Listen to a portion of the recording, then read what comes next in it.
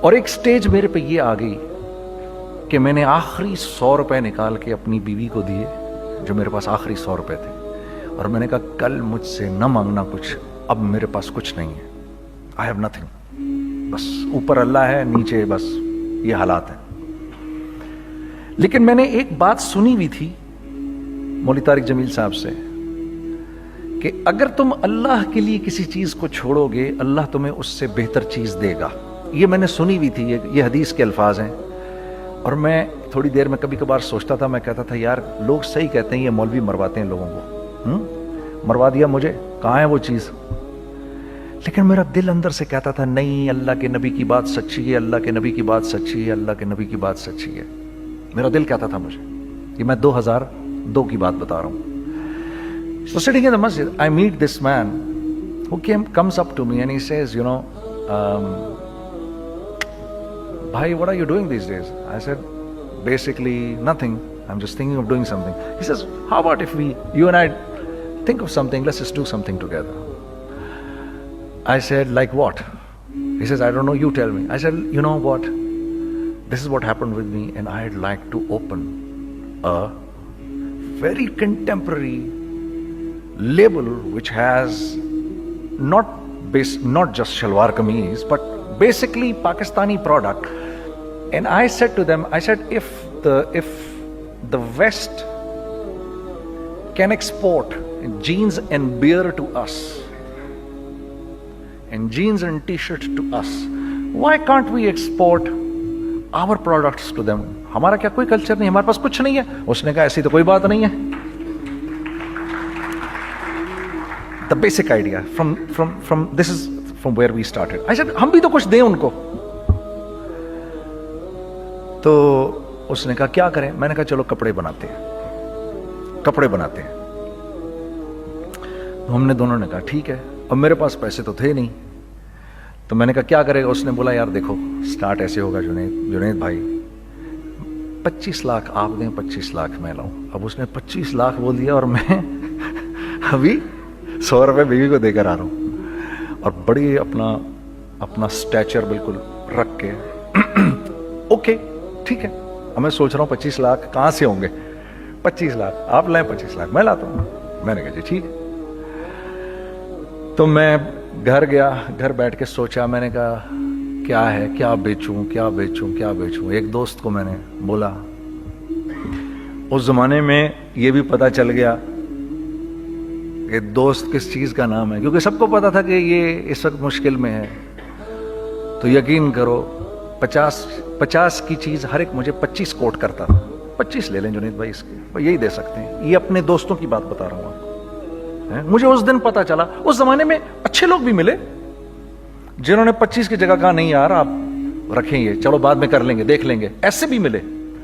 لیکن ایسے بھی ملے کہ جنہوں نے ایکسپلائٹ کر کے میری کمر ہی توڑ دی، ہاں، جنہوں نے میرا کچومر ہی نکال دیا۔ ان کا بس نہیں چلا کہ میرا کچومر ہی نکال دیں، مجھے جان سے ہی مار دیں۔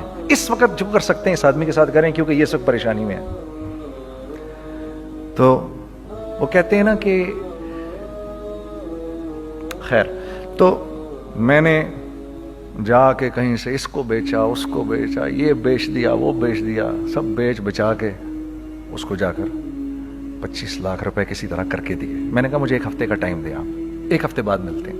1 ہفتے بعد 25 لاکھ اس نے رکھے، 25 لاکھ میں نے رکھے، اور 50 لاکھ روپے کا ہم نے کپڑا خرید لیا، اور ابھی رمضان آنے والا تھا۔ تو میرے دوست نے کہا کہ چلو اس کے پیٹرن بنواتے ہیں۔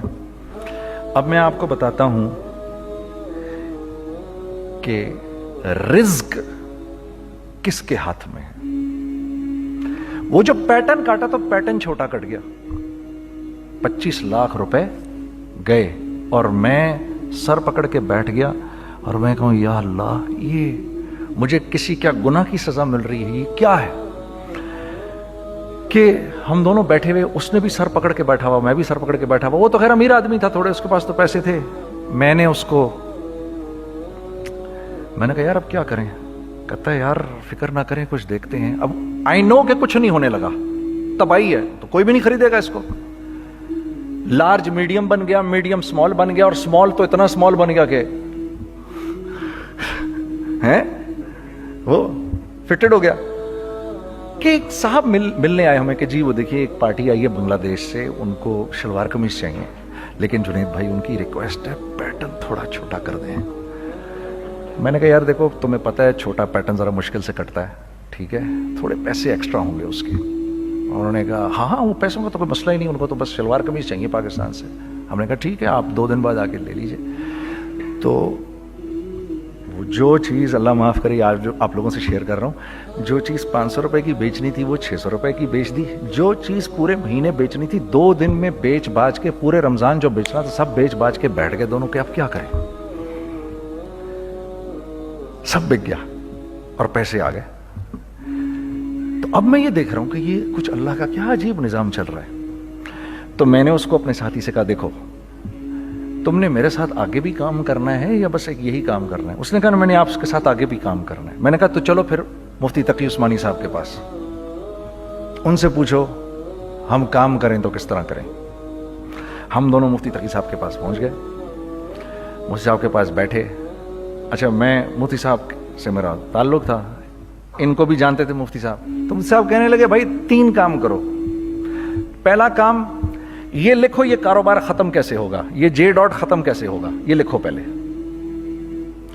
دوسرا کام, پہلا کام یہ سب سے آسان ہے, اب اس سے اور مشکل کام وہ یہ کہ عزم کرو اس بات کا ایک دوسرے کو دھوکہ نہیں دو گے تم دونوں, یہ اس سے مشکل کام کہا. اور اب تیسرا سب سے مشکل کام, یہ نیت کرو کہ اس کاروبار سے تم نے لوگوں کو نفع پہنچانا ہے, فائدہ پہنچانا ہے. اگر یہ 3 کام تم لوگوں نے کر لیے تو تم دونوں کا تیسرا پارٹنر اللہ ہو جائے گا.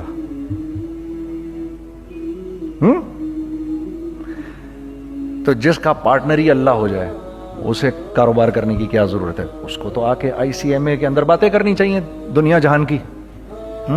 میں نے یہ کر لیا, میں نے وہ کر لیا, میں نے فلاں کر لیا, میں نے ڈمکان کر لیا, حالانکہ کیا کرایا کچھ بھی نہیں. تو سب سے پہلا کام یہ کیا ہم نے. میں نے اس کو بولا قرآن پہ ہاتھ رکھ کے دیکھ, اللہ نے چاہا میں تجھے کبھی دھوکہ نہیں دوں گا. اس نے کہا اللہ نے چاہا میں بھی آپ کو کبھی دھوکہ نہیں دوں گا. یہ آج سے 15 سال پہلے کی بات ہے. پھر دن اور رات بیٹھ کر ہم یہ سوچتے تھے کہ ہم لوگوں کو فائدہ کیسے پہنچائیں.